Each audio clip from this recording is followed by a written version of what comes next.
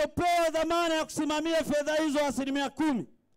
Mwenyekiti wenu wa mtaa, diwani wenu, mtendaji wenu na afisa mikopo wa halmashauri hawaleti fedha hizo. Sasa hivi wamegawana, na ndio maana mnaambiwa safari kuna mikopo ya Samia. Uongo.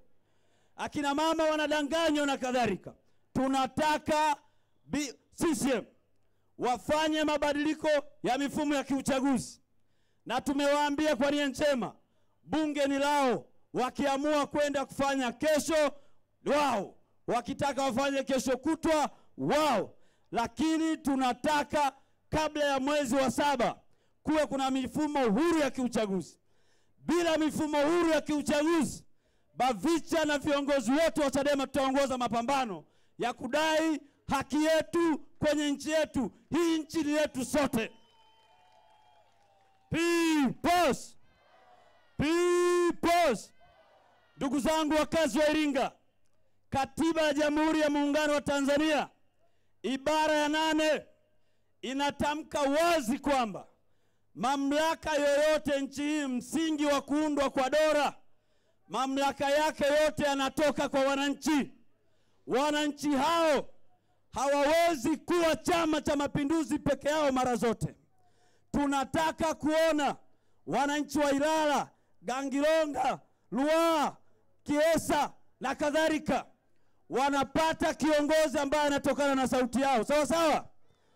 Kwa hiyo mwenyekiti wetu atakuja kueleza kwa upana, lakini tunataka kuambia CCM, bila mabadiliko hakutakuwa na uchaguzi. Na rai hii tunaisema kwa pamoja na mapema kwa nia njema kwamba hii ni hatua ya kwanza ya kuelimisha umma. Hatua ya pili haitakuwa katika njia ile ambayo wao wamezoea kuiona mara zote. Peoples, katika mazingira yaliyopo sasa, imethibitika pasi na shaka CCM hawawezi kushinda kwenye Tume Huru ya Taifa ya Uchaguzi. Na ndio maana mnawasikia kila kukicha wanaleta stori za uongo ili kuwahamisha wananchi kwenye hoja yenu ya msingi. Nchi hii imejaa matatizo kila mahali. Tumetoka Mbalali, tumetoka Njombe, tumetoka Morogoro, tumeona watu wanateseka, watu wamenyang'anywa mashamba, watu wamenyang'anywa na kufilisiwa kwenye biashara zao. Bodaboda, machinga, wakulima na watu wote kwenye mitaa wanateseka kwa sababu ya mfumo mbovu wa uchaguzi. Kwa hiyo hoja yetu hapa, hatutakuwa na uchaguzi ambao hauzingatii tena matakwa ya wananchi. Bora nchi hii isifanye uchaguzi, ifanye hata mwaka kesho, lakini kwa mifumo huru na itakayotoa haki kwa wagombea wote. Tunataka wagombea, tunataka mawakala waende kwenye vituo vya kupigia kura bila bugdha. Hatutaki tena wakurugenzi, makada wa CCM kuapisha mawakala ambao wanalinda maslahi ya Chadema. Hivi mkurugenzi anapata nini? Yaani anatuambia kiapo cha kulinda siri ukiwa ndani ya kituo cha kupigia kura. Kiapo hicho ni kipi? Kwamba nikiwa kwenye kituo cha kupigia kura, mimi wakala wa Chadema sipaswi kusema chochote, hata kama nitaona wanaleta boksi la kura na nikisema nifungwe miezi 6. Mnaona iko sawa sawa? Iko sawa sawa? Katika mazingira haya yaliyopo, uchaguzi umethibitika, sio shauti yenu tena. Tunawataka mtuunge mkono, tunataka mchague watu ambao watasimamia maslahi yenu. Peoples! Peoples! Asante sana na washukuru sana. Watanzania tunataka amani, Watanzania tunadai haki. Iringa Peoples! Bado kwa sababu mwaka 1972 kulikuwa na azimio la Iringa lililohusu siasa ni kilimo. Popote penye kilimo kuna afya, kuna uchumi. Kwa nataka nione afya na uchumi wa watu kama Mwalimu Nyerere alivyofanya hapa Iringa. taifa hili, watu wa Iringa mna historia. Watu wa Iringa, babu yenu, mzee wenu Mkwawa alikataa utumwa, alipambana na Mjerumani na alishinda. Nataka nione ngumi na vidole vya wajukuu wa Mkwawa. Nyosha tusalimiane. Peoples! Peoples! Leo mwenyekiti wetu wa chama taifa ataongoza azimio la Iringa la no reforms, no election. Azimio la kumshinikiza Rais Samia na serikali yake kukubali matakwa ya umma ya kuendesha uchaguzi ulio huru na wenye kuaminika. Katiba ya nchi ibara ya 8 inatamka kwamba wananchi ndio msingi wa mamlaka yote. Mtumwa namba 1 nchi hii ni Rais Samia Suluhu Hassan. Kwa nini? Kwa sababu katiba ibara ya 8 inatamka kwamba serikali inapata nguvu na madaraka yake kutoka kwa wananchi. Katiba inasema serikali itawajibika kwa wananchi na lengo kuu la serikali ni ustawi wa wananchi. Wana wa Iringa, niwaulize swali. Wangapi leo wamekunywa chai? Kuna tofauti ya breakfast na kunywa maji ya uvuguvugu yaliyotiwa sukari.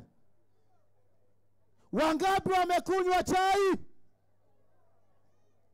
Wangapi wamekula chakula cha mchana? Kipimo cha wewe kula ni hii. Ukienda mgahawani unauliza bei ya chakula au unaagiza chakula unachotaka? Wewe unafanyaje kipimo chako? Unauliza. Maana yake nini? Kama dagaa ni 1,500 na nyama ni 2,700 na wewe una 1,500, utakula nini? Hauli dagaa kwa sababu umependa, ni kwa sababu mfuko wako umefanya nini? Wangapi hapa wanalala? Sasa kipimo chako fanya hivi. Je, unalala kwenye chumba, nyumba au mji? Unalala wapi? Unalala au unaazima usingizi? Hebu fikiri. Mtu ana chumba na sebule, ana watoto 3, mmoja wa kiume, 2 wa kike. Ana vyumba vingapi? Je, hawa watu wanalala? Je, hawa watu neema ya tendo takatifu, sakramenti ya ndoa watapata? Hawawezi kupata. Kwa nini? Kwa sababu sakramenti takatifu inahitaji utulivu. Hasa kama utulivu haupo, itawezekana? Itawezekana? Hasa watu wengine wanaweza kauliza, inawezekanaje? Lengo kuu la serikali kwa mujibu wa katiba ya nchi ibara ya 8 ni ustawi wa wananchi. Mwingine anakudanganya kwamba serikali haiwezi kukuletea pesa. Kama serikali inamhudumia Samia pamoja na wajukuu wake, inamhudumia makamu wa rais pamoja na wajukuu wake, waziri mkuu wajukuu wake, spika wa bunge na wengine wote, inashindwaje kuwa na uchumi kwako wewe? Naomba nimlete kwenu mwenyekiti wenu wa jimbo la Iringa mjini, Bwana Nyalusi. Pigeni makofi.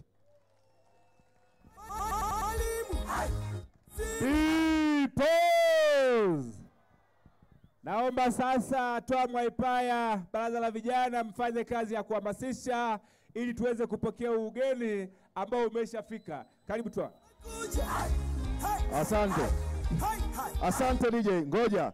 Sasa wananchi wote popote mlipo, Mheshimiwa mwenyekiti wetu wa chama, Mheshimiwa Tundu Lissu, msafara wake unaingia katika viwanja hivi.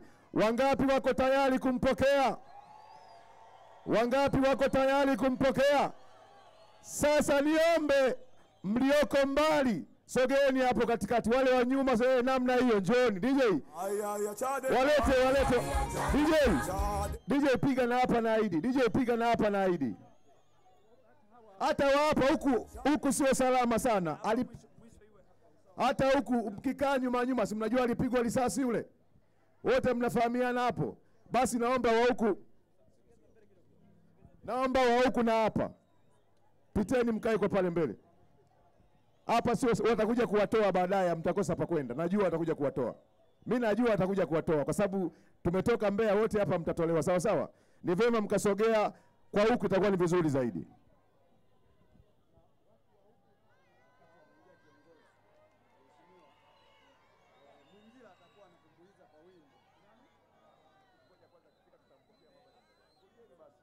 Peoples! Sasa tunaomba mlioko mbali endeleeni kusogea. Namna hiyo hapo katikati, akiingia pajae kabisa. Jana walikuja hapa. Najua walileta mabasi 42, uongo kweli? Fuso 32, uongo kweli? Mikokoteni, bajaji, bodaboda walijaza hapa. Sheni leo basi jazeni hapo katikati, au sio? Jana ilikuwa kichempati Chadema, tumekuja kuoa leo. Au unasemaje? Namna hiyo hapo katikati watu wajae, namna hiyo njooni hapo katikati.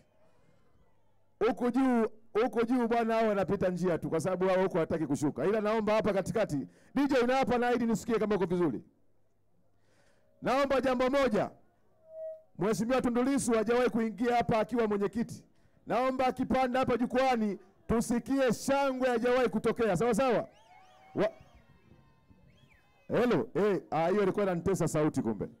Akipanda hapa tupige shangwe, hajawahi kutokea mpaka yule mtoto ambaye sio riziki arudi nyumbani. Au unasemaje? Sasa DJ na hapa na ID kama mitambo yako iko vizuri. DJ na hapa na ID. Basi tuendelee kusogea hapa katikati, itakuwa ni vizuri zaidi. Namna hiyo watu wanakuja wanasogea. Hapo katikati tuendelee kusogea. Kuna mtu ameletwa hapa? Kuna mtu amebebwa?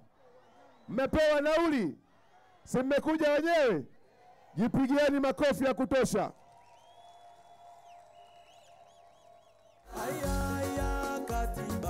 Hapa wote twende wote. Huku tunasogea, twende wote. Namna hiyo. Namna hiyo.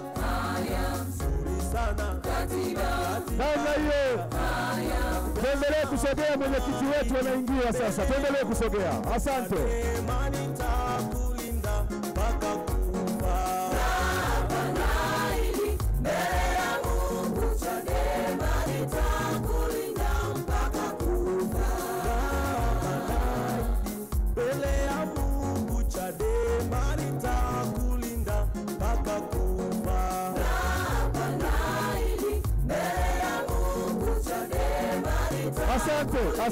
Asante. Sasa naambiwa msafara ndio huu hapa unaingia. Mlioko mbali, yes, asante. Tuendelee namna sogeeni. DJ Asha, DJ kausha. Tuendelee kusogea, njooni. Kama umekuja kwenye mkutano njoo kama namna hiyo. Atakuja hapa na elekezo yake ni naye atakuja. Mimi nikishampokea akifika hapa nitampa bwana Odero. Huyo ndio aliyegombea wenyekiti wa Chadema akasema mbele kuna mwanga. Mmesikia Basi mshangilieni, mbele kuna mwanga huyo hapa. Mheshimiwa Odero, kweli mbele kuna mwanga, nimeona.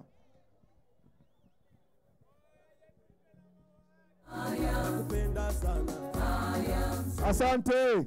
Naambiwa bodaboda wote waliomsindikiza mwenyekiti waje hapo barabara ya TRA. Au sio? Tuendelee kuja DJ, basi piga hiyo na hapa na ili twende. Sauti iwe juu kabisa. Wote.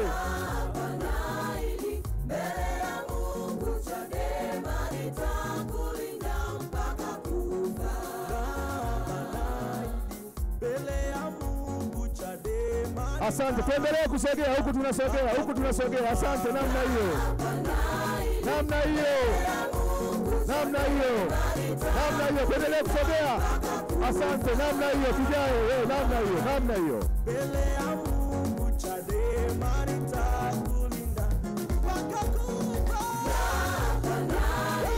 Asante DJ. Asante DJ. Tangazo lingine. Wakati mwenyekiti anazungumza, sawa sawa? Wangapi wana simu kubwa hapa? Wangapi? Wakati anazungumza, chukua simu yako, rekodi, kamsikilizishe CCM, watu wa jirani na watu wote, sawa sawa? Wakati anazungumza, toa simu yako, rekodi, kuwasikilizisha nyumbani, sawa sawa? Mwendo ni huo. Sisi wenyewe hapa wote ni maafisa habari, sawa sawa?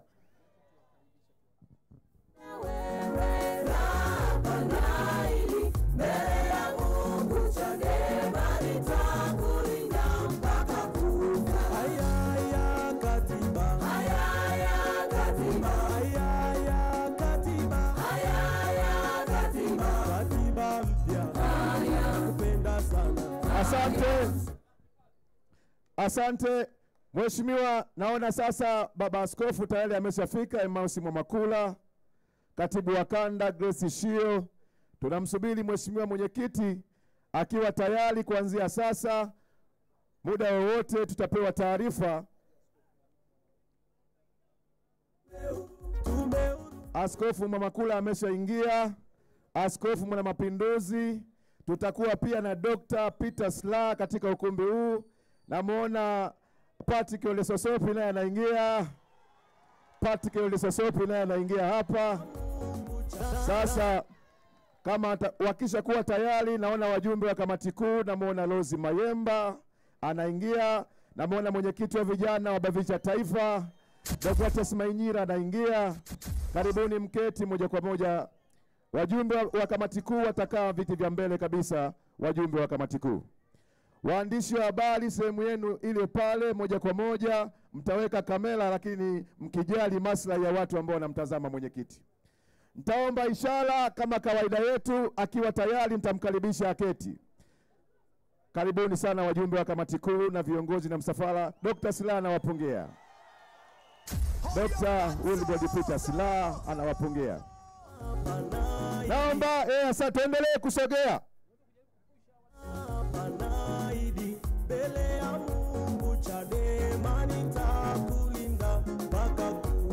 Asante. Asante. Nitaomba ishara akiwa tayari, tutamkaribisha atakuja kuketi. Naona tayari mwenyekiti wa mkoa kaka yetu William Mungai tayari ameshawasili. Yupo katika viwanja hivi anawapongea. Asante. Naomba kaka Jumbe akiwa tayari, sisi tuko tayari kumpokea. Yuko tayari? Basi sasa yuko tayari kwa ajili ya kupokelewa.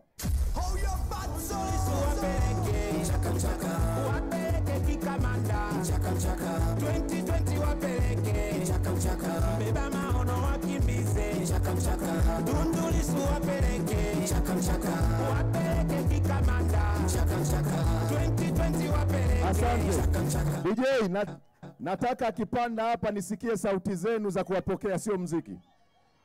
Mheshimiwa mwenyekiti, karibuni hapa uje wapokee wananchi.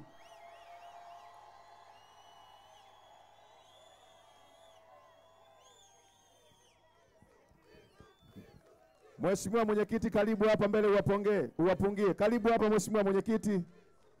Karibu hapa uwapungie.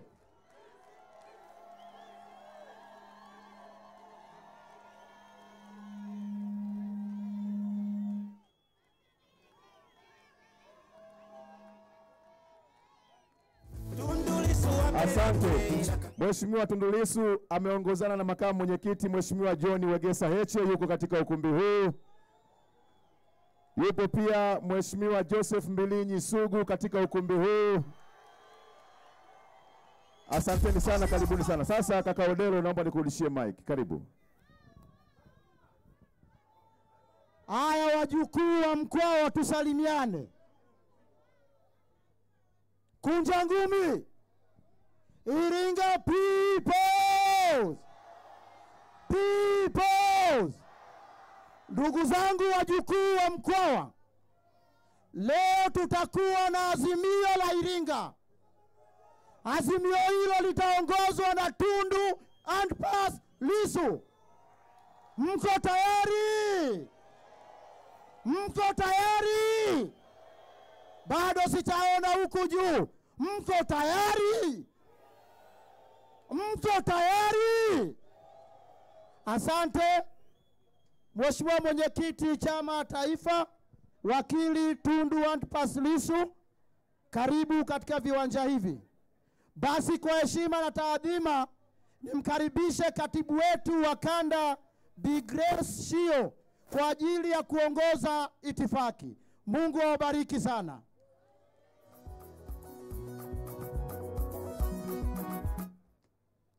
Iringa peoples! Peoples! Chadema! Chadema! Asanteni sana, tunawashukuru watu wa Iringa. Asanteni kwa kujaa kwa wingi. Mheshimiwa Mwenyekiti Taifa, karibu Iringa. Mheshimiwa Makamu Mwenyekiti, Mwenyekiti wa Kanda na viongozi wote meza kuu, tunawakaribisha sana hapa Iringa katika viwanja hivi ambapo wananchi wa Iringa wamekuja wakiwa na kiu kubwa ya kutaka kumsikiliza mwenyekiti wa chama taifa. Mheshimiwa Mwenyekiti, naomba nitumie fursa hii kumwalika Askofu Mwamakula kwa ajili ya kufungua kwa sala. Karibu sana Askofu. Tumpigie makofi Askofu anaposogea. Wananchi wa Iringa, tumsifu Yesu Kristo. Mwanakondoo ameshinda. Asante sana. Wachache watashangaa baba askofu kuwa katika mikutano hii ya hadhara, lakini nataka niwaambie kwamba ni jukumu la askofu na jukumu la viongozi wa kanisa kuwa sehemu ya mapambano ya haki katika taifa. Nchi ya Tanzania ilipata uhuru kwa kutokumwaga damu. Ndio nchi pekee katika ukanda huu wa Afrika iliyopata uhuru kwa kutokumwaga damu. Lakini siri kubwa ni kwa sababu kanisa lilisimama kwa nafasi yake. Padri wa kanisa Katoliki Father Welsh, ambaye alikuwa ametokea Ireland, ndiye aliyempa siri Mwalimu Nyerere ya kwamba tunaweza tukapata haki ya kujitawala katika nchi hii bila kumwaga damu. Baada ya Nyerere kupata siri hii, ndipo akaanza harakati za kudai uhuru akienda Umoja wa Mataifa, wengi mnafahamu. Na baada ya hapo tukapata uhuru. Niwakumbushe tu wapendwa kwamba hata kule Afrika Kusini askofu mkuu wa kanisa Anglican Desmond Tutu aliposimama pamoja na watu wa Afrika Kusini, ubaguzi wa rangi na utawala wa kandamizaji ukabomoka na kuanguka kabisa, haukuinuka tena.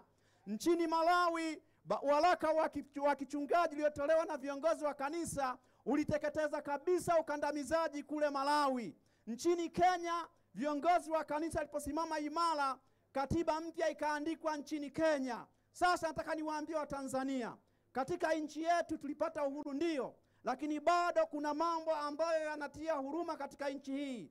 Haki ya kuishi ni jambo tatizo kubwa.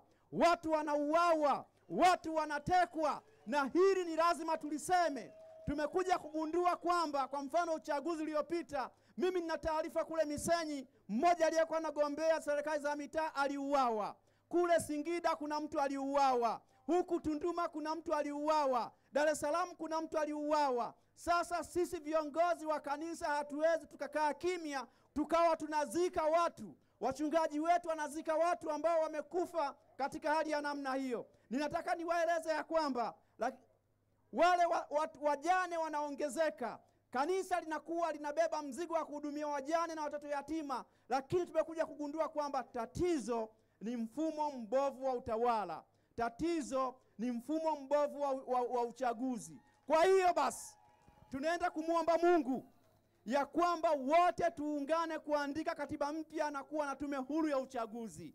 Haya mambo tukisimama kama kanisa yatabomoka yote, na mwisho taifa hili litakuwa na haki ya kupiga kura bila kupigwa mabomu. Nyosha mkono. Baba, katika jina la Yesu, tumesimama hapa Iringa tukiutangazia ulimwengu na Tanzania kwa ujumla kwamba Watanzania wako tayari kwa ajili ya kupambana, kwa ajili ya kuunda na kuandika katiba mpya. Kama unaamini sema amina. Watanzania hawa wanaamini ya kwamba kuanzia sasa wote wataungana kupiga vita utekaji na mauaji. Kama unaamini sema amina. Yeyote atakayesimama kwa ajili ya kuvuruga mpango huu wa Tanzania akafedheshwa kwa jina sema amina. Yeyote atakayeamrisha vyombo vya dola na majeshi na polisi kwa ajili ya kuteka, kupiga, kunyamazisha wote walio katika kampeni hii akafedheshwa kwa jina sema amina. Na familia yake na kizazi chake cha kwanza na cha pili na cha tatu kikafedheshwa kwa jina sema amina. Tulimuomba Mungu na Mungu alijibu, na leo tunamuomba na atajibu, na ufungua mkutano kwa jina Mungu Baba na Mwana wa Mtakatifu. Amen. Umoja wetu ndio nguvu yetu. Umoja wetu. Ongeza makofi kwa ajili ya askofu. Mheshimiwa Mwenyekiti Taifa, naomba nitumie fursa hii kutambua uwepo wa viongozi mbalimbali, nikianza na viongozi wetu kutoka kwenye ngazi ya matawi, ngazi ya kata. Popote mlipo, tunaomba kusikia shangwe na vigelegele.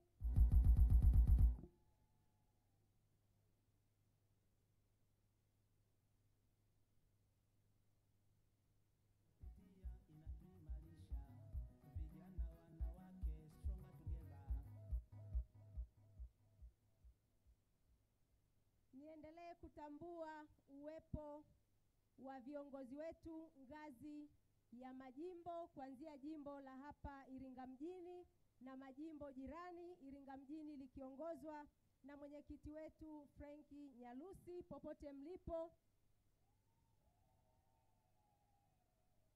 natambua uwepo wa viongozi wetu wa wilaya. Viongozi wetu wa wilaya, popote mlipo, na ninyi tunatambua uwepo wenu na mnaweza mkawapungia wananchi. Mheshimiwa Mwenyekiti, natambua uwepo wa mabaraza yetu yote kuanzia ngazi ya jimbo na kushuka chini, kata na misingi mpaka kwenye matawi yetu. Wapo viongozi mbalimbali kwa maana ya baraza la vijana, wanawake na wazee. Wote mlipo tunatambua uwepo wenu na muweze kuwapungia wananchi.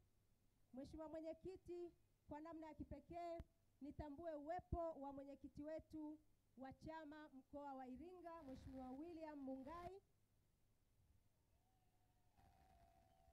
Makofi kwa mwenyekiti. Lakini ninatambua pia uwepo wa mabaraza yetu katika ngazi hiyo ya mkoa. Mheshimiwa Mwenyekiti, nitambue tena uwepo wa mabaraza yote katika ngazi ya kanda, kiwemo baraza la vijana, mwenyekiti yupo. Natambua pia uwepo wa baraza la wanawake, katibu yupo hapa. Hali kadhalika baraza la wazee kutoka kanda. Asante sana mwenyekiti. Nitambue pia uwepo wa viongozi wetu. Sasa ninaporejea meza kuu kuendelea kutambua viongozi mbalimbali ambao wameunganika, wamekuja mahali hapa kipekee kabisa kwa ajili ya kusikiliza na kuona yale ambayo mwenyekiti taifa amewaletea watu wa Iringa mjini. Mheshimiwa Mwenyekiti, tunayo bahati kama nilivyotambulisha hapo awali, tunao maaskofu wawili, ambapo yupo Askofu Mwamakula aliyetufungulia kwa sala, lakini yupo Askofu Mwanamapinduzi. Waweze kusimama na kuwasalimia wananchi.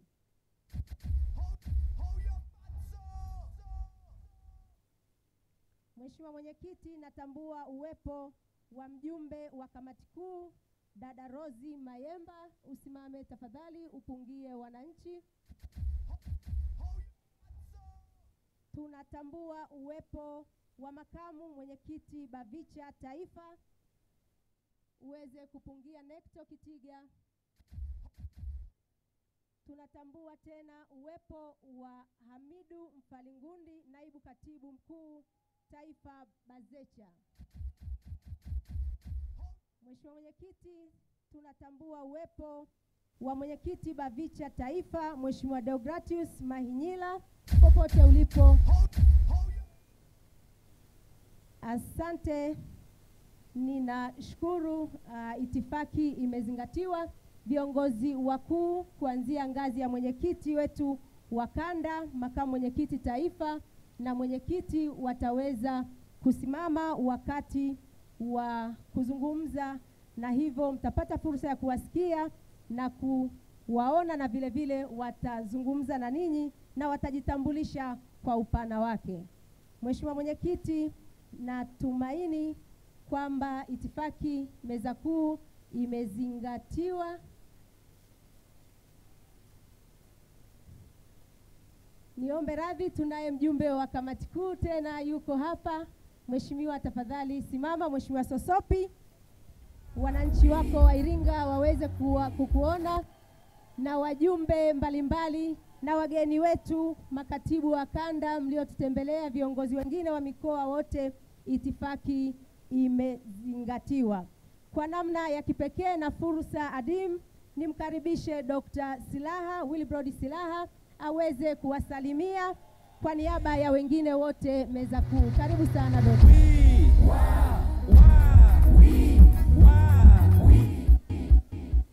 Iringa oye! Mheshimiwa Mwenyekiti, kwa ajili ya muda naomba niseme kwa sekunde moja tu.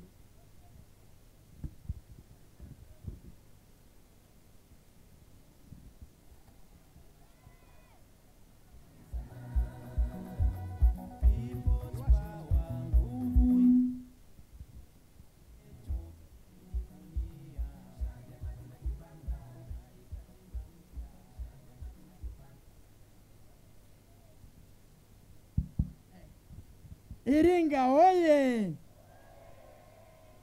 Ndugu zangu wananchi wa Iringa, ningetamani niongee nanyi kwa sababu ni muda mrefu sijafika tena Iringa. Lakini naomba kwa sekunde moja msalimieni mwenyekiti wa taifa na timu yake yote. Asante sana. Ndugu zangu, naomba kuwauliza swali moja. Wizi ni jambo jema? Rushwa ni jambo jema? Kuwapiga wananchi na kuwanyanyasa ni jambo jema? Sasa niwaulize, je, uwizi wa kura ni jambo jema? Je, uwizi wa kura kwenye dini zenu ni wizi au sio wizi? Nikisema Chama cha Mapinduzi ni chama cha wezi, mnasemaje? Asanteni sana, Mungu awabariki. No reform, no election. Hatutaki chama cha wezi kwa chochote, iwe wizi wa fedha, iwe ni wizi wa kura. Asante sana. Tuungane na Chadema.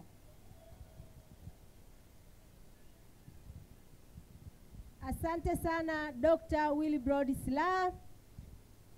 Watu wa Iringa peoples, mpo tayari? Mpo tayari kusikia nondo? Basi wale wote ambao mpo huku nyuma tusogee. Nina imani viongozi wakisimama hapa, hata aliyoko nyuma ataweza kuwaona na kuwasikia vizuri. Vile vile mlioko nyuma ya jukwaa tusogee hapa mbele. Basi wakati DJ anajiweka sawa na wananchi mnaanza kutuonesha vibe, nitumie nafasi hii kumkaribisha mwenyekiti wa kanda Mheshimiwa Sugu Joseph Mbilinyi kwa ajili ya kufungua rasmi sasa mkutano huu. Mheshimiwa mwenyekiti kanda ya Nyasa, karibu sana, karibu sana, karibu uzungumze na wanairinga. Karibu sana.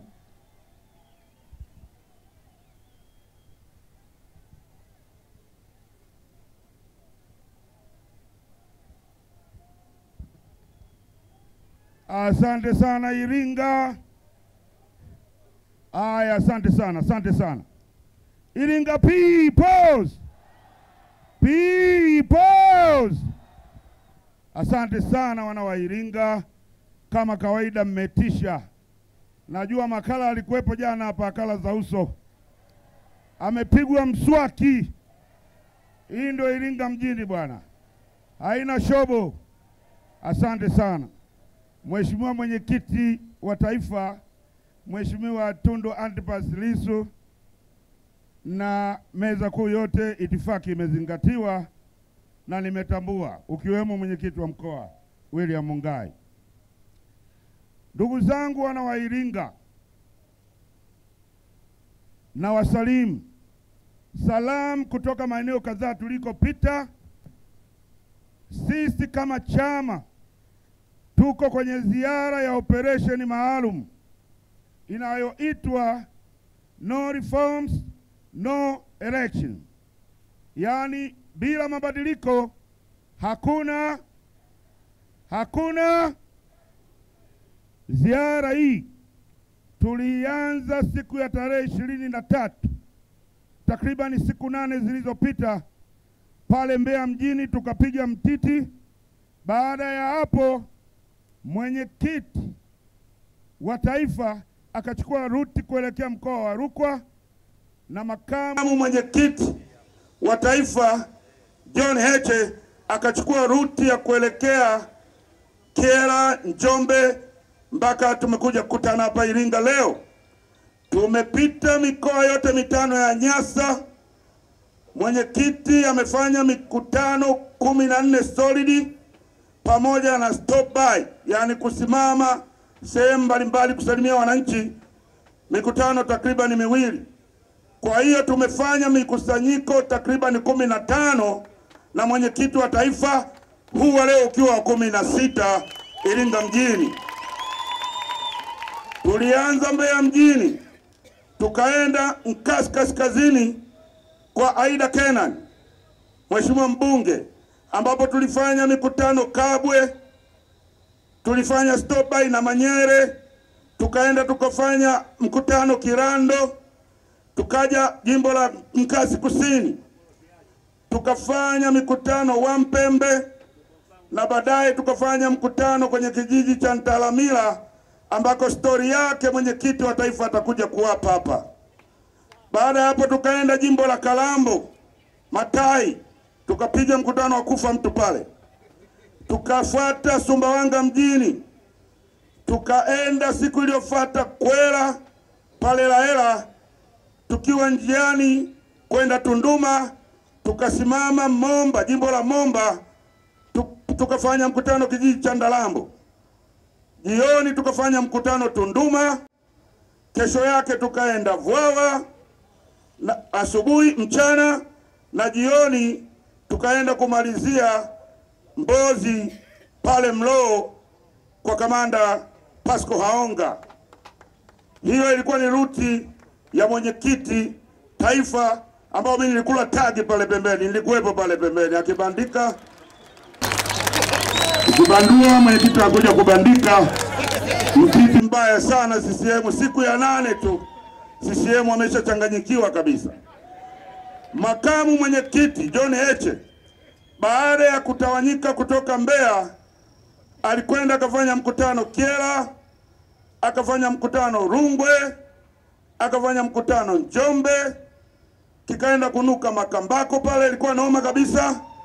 Akaenda kufanya mkutano Nyororo, akaenda kufanya mkutano Ifwagi, akafanya mkutano Mafinga, akafanya mkutano Magubika, akafanya mkutano Ilula, Migori, na leo tumekuja kukutana hapa Iringa mjini ambapo wanaenda kukinukisha kwa pamoja makamu na mwenyekiti mwenyewe wa taifa.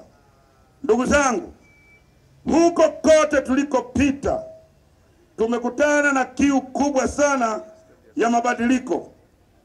Ni wazi kabisa wananchi walio wengi wameichoka kabisa CCM na hawaitaki.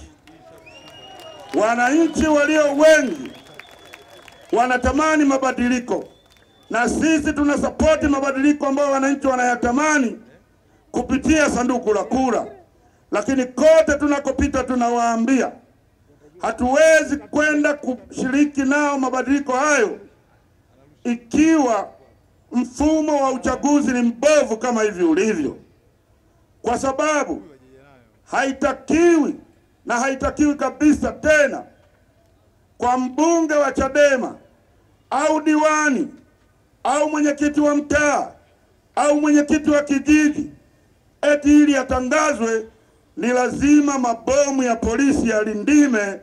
Hii sio sawa sawa. Kwanza ni hasara, kwa sababu hayo mabomu ni fedha hizo za Watanzania. Badala ya kupeleka hizo fedha kwenye mabomu, wapeleke hizo fedha kwenye madawa ya katibu wananchi wa Tanzania katika maeneo mbalimbali ikiwemo Iringa mjini. Ndugu zangu, haiwezekani ili mimi niwe mbunge watu waumizwe, watu wapate vilema, watu wauawe. Mimi ni muhanga wa hii system mbovu ya uchaguzi. Japokuwa nimekuwa mbunge kwa miaka 10, lakini mwaka 2010 ili nitangazwe nilienda kugombea Mbeya mjini, nikapata ushindi landslide, kura nyingi sana, lakini ili nitangazwe ilibidi tutoke tuchome matairi, tukate miti, tuzibe barabara, turushe mawe, tuvunje sijui nini, tulazimishe polisi wa push back ili mkurugenzi aweze kututangaza. Hali kadhalika 2015 nitoe mfano wa mimi mwenyewe, pamoja na kuwa mbunge niliyepata kura nyingi. Manake pale Mbeya mjini tukiamua tumeamua, wananchi walipiga kura mpaka zikawa zinamwagika. Yaani maboksi yamejaa, kura zinazomwagika zote unaona Chadema sugu, Chadema sugu, Chadema sugu. Lakini napo ili kutangazwa ilibidi tuchome matairi, tukate miti, tuweke barabarani, tukate nguzo na kurusha mawe. 2020 ndio kabisa jamaa Magufuli, yeye polisi nao akaona hawatoshi, yeye akatuletea na vifaru na magari ya deraya ya jeshi kwenye mitaa ya jiji la Mbeya. Unatoka nje unajiuliza, hapa niko Mbeya Green City au niko Gaza ya Palestina, kwa namna mabomu na magari na moshi ulivyotanda angani. 2020 hali ilikuwa mbaya sana. Ule ni mwaka ambao mimi nilisema kama hali ndio hii, kabla hata hatujaja na mpango wa chama binafsi nilisharudi nyuma, kwa sababu siku ya uchaguzi kesho yake naamka asubuhi na kwenda kwenye kambi yetu. Tulipokuwa na kambi ya uchaguzi kutoka nyumbani kwangu, kama mwendo wa dakika 10 kwa gari, nimetoka nje, kila anayekutana naye, huyu ana gongo anachechemea, huyu sijui ana ovyo la mkono, mwingine nikimcheki ana bonge la plasta kwenye jicho. Nikauliza, jamani, hivi kuna ajali ya basi imetokea? Sijasikia taarifa. Jamaa anambia, mheshimiwa, nilikuwa wakala. Sasa usiufala, yaani wewe wakala mpaka uumie, watu wafe, ndio shughuli nitangazwe kuwa mbunge? Huo sio ubunge, na ndio maana tunashindwa hata kufanya sherehe kila tunapotangazwa. Ndugu zangu, sasa basi, hatujaje kwenu kuomba mtuunge mkono, tumekuja kwenu kuwaunganisha. Tumetoka kuwaunganisha Watanzania mbalimbali kutoka kada mbalimbali, waje wasimame na sisi ili twende tukakamilishe haya. Na katika hili tunataka wakulima, wafanyakazi. Hakuna kati yetu ambaye atasema CCM imemfanyia yaliyo mema. Ndugu zangu walimu, mpo hapa. Ndugu zangu walimu, hakuna watu ambao wanatumika kuharibu na kuiba kura, kuzuia Watanzania kupata viongozi, kuchagua viongozi wanaowataka. Walimu mmekuwa mnawasaidia sana CCM na serikali yake. Sasa nyinyi walimu, lakini nyinyi kwanza kulalamika nyakati ambazo sio za uchaguzi, katika simu ninazopokea za kuomba msaada wa kusemewa ni za walimu.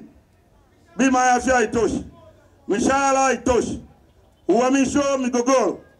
Lakini ikifika wakati wa uchaguzi, wakaitwa, wakapigwa ile kofia ile imeandikwa tume ya uchaguzi, nyeusi na nyeupe. Hapa wanapigwa na t-shirt kama imeandikwa tume ya uchaguzi, nyeusi na nyeupe. Ataenda tatafuta ka trouser keusi kakumechisha, akipiga na moka chini, unamwona anatembea, anajiona kama yeye ndio mkurugenzi wa uchaguzi au waziri wa sheria na katiba kudadeki, wakati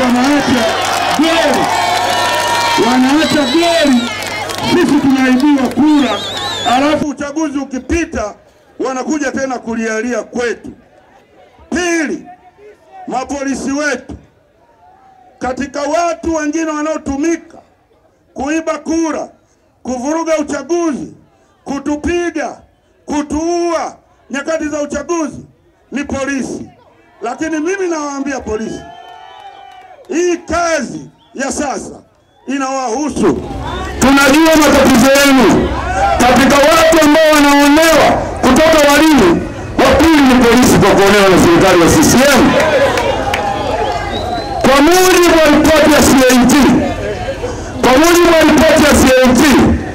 kila mwaka katika wizara ambazo zinaibiwa, hela zinapigwa kwa mamilioni, ni wizara ya mambo ya ndani, ambao polisi wako chini yake.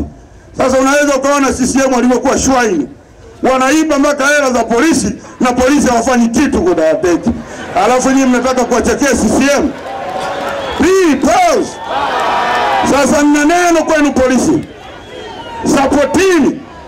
Supportini hii movement.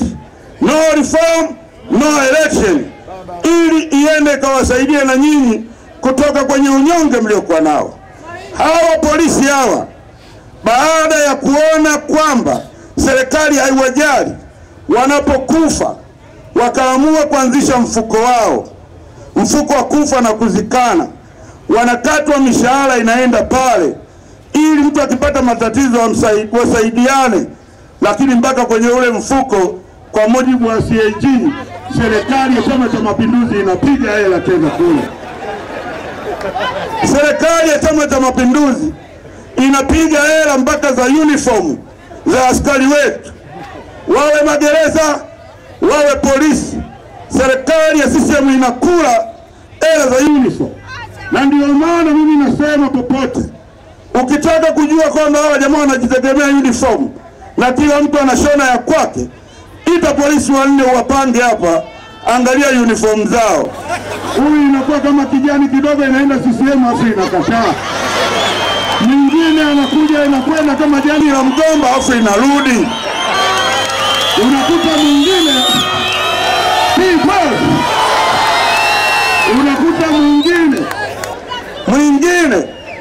uniform yake inakuja kama hivi kama ya Jumbe, kama ya Chadema, mpaka unataka kumpa people's power.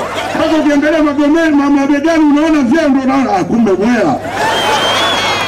Sasa sisi tuko hapa kuunganisha kila mtu, polisi, walimu na yeyote awaye, madaktari, manesi. Njooni tuungane, tusimamie hili jambo, twende tukapate mazingira ya uchaguzi ambao wananchi watachagua kiongozi wanayemtaka. Faida ya kupata kiongozi mliyemchagua ni kwamba ataitika wito wenu. Mkimhitaji atakuja, atafuatilia ahadi alizoahidi mpaka mkamchagua.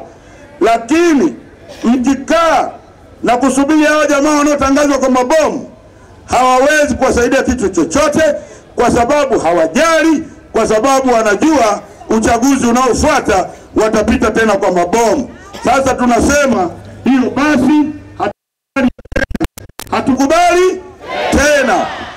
Na kwa kusema hivyo, mimi naitwa Joseph Mbilinyi aka Sugu aka Jombe aka Taita, ndio mwenyekiti wa kanda ya Nyasa, na mkutano huu umefunguliwa. Asanteni sana. Wakati huo naomba kwa heshima na taazima nimnyanyue makamu mwenyekiti wa chama. Heshima yetu.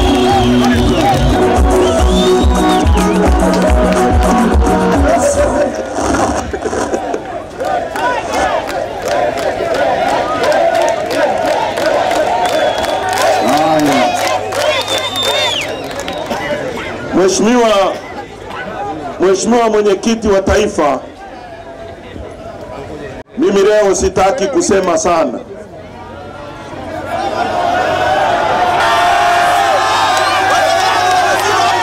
Leo hii ni siku ya mwenyekiti, sawa sawa. Nataka kusema mambo mawili. Jana CCM walikuja kufanya maigizo hapa. Wakati kabla sijaondoka hotelini kwenda Migori kufanya mkutano, nimeona magari maelfu kwa maelfu yanaleta watu hapa. Wamesombana mchana kutwa.